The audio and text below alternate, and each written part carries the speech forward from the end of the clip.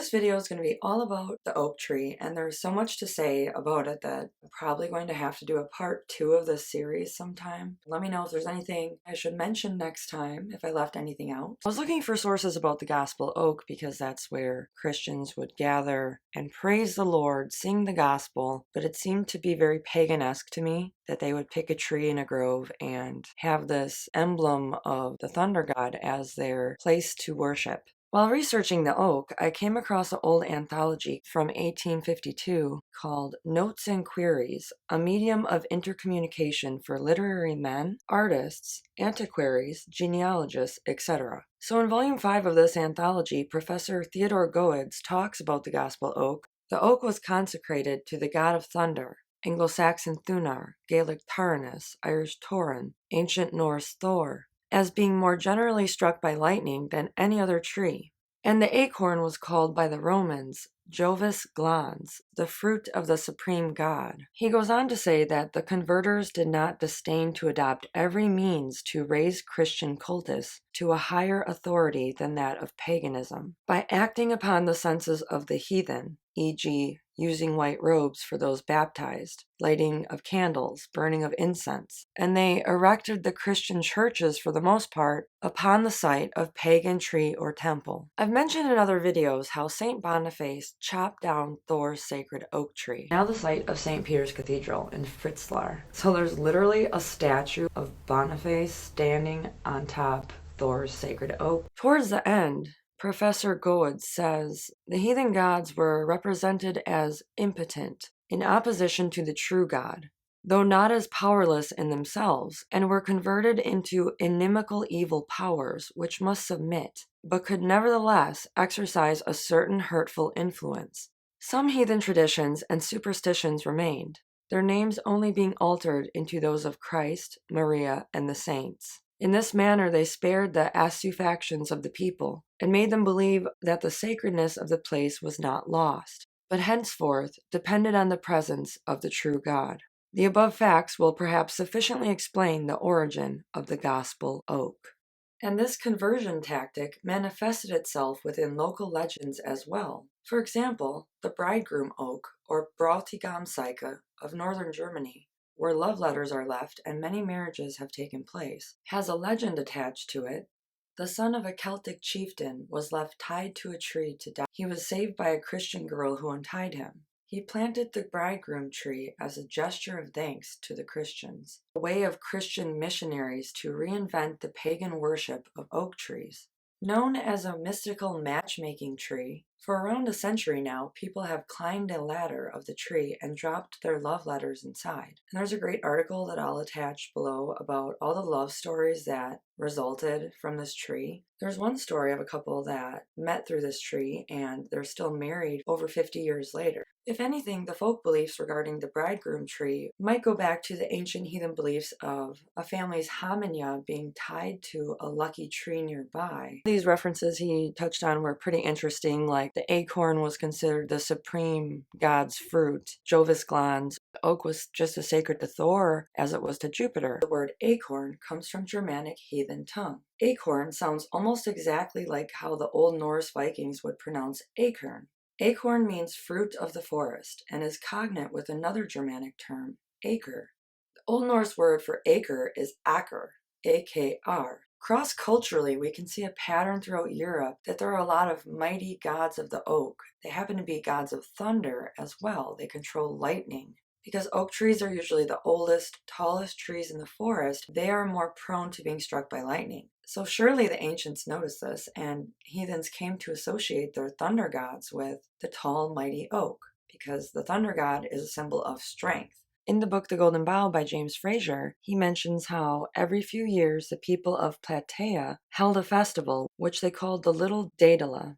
On the day of the festival, they went out to an ancient oak forest, the trees of which were of gigantic girth, where they set some boiled meat on the ground and watched the birds that gathered round it. When a raven was observed to carry off a piece of the meat and perch on an oak, the people followed it and cut down the tree. With the wood of the tree, they made an image, dressed it as a bride, and placed it on the bullock cart with a bridesmaid beside it. It seems then to have been drawn to the banks of the river Asopus and back to the town, attending the piping and dancing crowd. So we see this a lot in ancient times. They had cart processions. The Norse did this too, where they would take an image of a deity and kind of travel with it around in a wagon, and people would celebrate this way. Fraser goes on to explain where this procession came from. Once upon a time, Hera had quarreled with Zeus and left him in a high dungeon. To lure her back, Zeus gave out that he was about to marry the nymph Platea, daughter of the river Asopus. He had a fine oak cut down, shaped and dressed as a bride, and conveyed on a bullock cart. With rage and jealousy, Hera flew to the cart, and tearing off the veil of the pretended bride, discovered the deceit that had been practiced on her. Her rage now turned to laughter, and she became reconciled to her husband Zeus.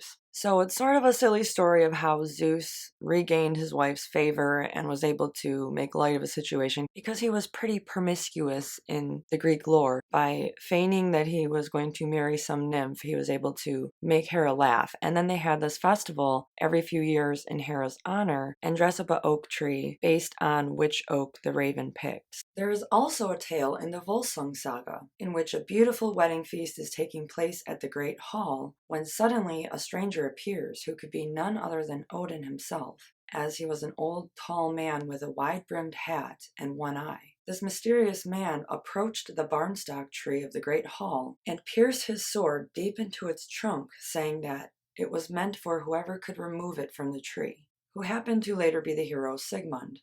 Now it's up to debate if this barnstock tree was actually an oak, because it is referred to as different things, but one of them is eek, the Old Norse word for oak. The guardian tree represented the luck or harmonia of the family. Barnstock means child trunk, and these heathen folks believed that their familial line was intertwined with the tree nearby. There's theories that the women clasped the tree or prayed to the tree during childbirth, thus the association with children in the name. H.R. Ellis Davidson mentions this lucky tree in her book Gods and Myths of Northern Europe. The lucky family tree was well known at one time in Norway, Sweden, Denmark, and Germany. A folk custom still known in England is the raising of a branch from the roof or chimney of a house when the builders have finished the roof, with free drinks all around. One reason given for this is that the house will afterwards be safe from lightning if the ceremony is carried out. And she created a sort of analogy between the high seat pillar, which formed the support of the hall or temple, and the sacred pillars of Thor, because there were no ancient oaks in Iceland, but they did have the tradition that settlers would bring pillars with them. In Landnámabók, there is the tale of an early settler who reached Iceland and prayed to Thor. His prayers were answered when a great tree washed ashore, big enough to provide pillars for himself and his neighbors also. They would throw a pillar overboard, decide where to build their temples based on where this pillar reached the shore. Davidson also mentions how the Prussians remained heathen long after Germany as a whole had been converted, and in the 16th century, writers who visited them described sacred woods in which they made sacrifices and sacred springs which Christians were not allowed to approach. The chief of these sanctuaries was at Romov, where there was a holy oak in whose trunk were placed images of the gods. I have briefly talked about the sacredness of oak trees in my other videos. In the story where Bridget finds her monastery by her cloak growing on the ground and she decides, okay, I'm going to take over Kildare. Kildare comes from Kildara, meaning Church of the Oak. This was already a pre-Christian Druid site because they worshipped in groves.